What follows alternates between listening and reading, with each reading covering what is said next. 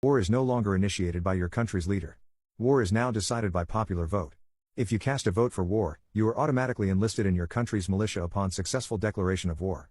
You voted against, but the rest of your family voted for. It had never been done before, giving the people such a place in decision-making. The vote was a trial system to be re-evaluated in a year's time. Hannah didn't know if this was more or less barbaric than old men deciding that another country had pissed them off and had to suffer for it, but she was sure it wasn't right either way. Her mum poured herself and Mark a coffee and brought it over to the couch so they could sit all cozy as it was decided if people had to die for the sake of, Hannah didn't know actually. Something to do with nuclear weapons or oil? She rolled her eyes and checked her phone. The voting app wasn't accepting any more votes now.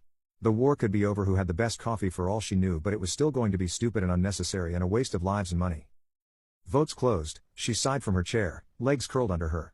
Her mother and Mark glanced over at her and Mark rolled his eyes as her mother pursed her lips in disapproval.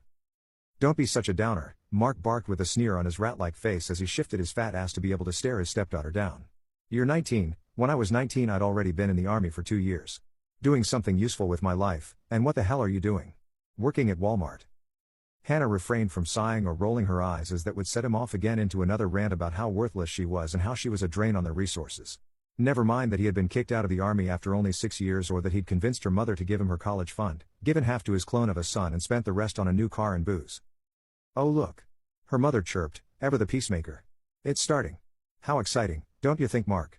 We're part of history now." Now Hannah did roll her eyes. History, right. The special bulletin banner unfolded across the TV screen with a triumphant fanfare. The news anchor smiled blindingly at the cameras and Hannah's skin crawled. "Good evening, ladies and gentlemen. Tonight we make history. The votes have been counted and the decision has been made by the fair people of our country." Hannah tuned out a little as Mark made a self-congratulating noise, like the news anchor had called him a fair person. Ugh. Hannah began paying attention again when the anchor cleared his throat and adopted a serious look. "The votes are in, we will be going to war." Mark cheered. Hannah shot him an incredulous look before quickly focusing back on the TV. The man was 54 and cheering like a preteen over the idea of war.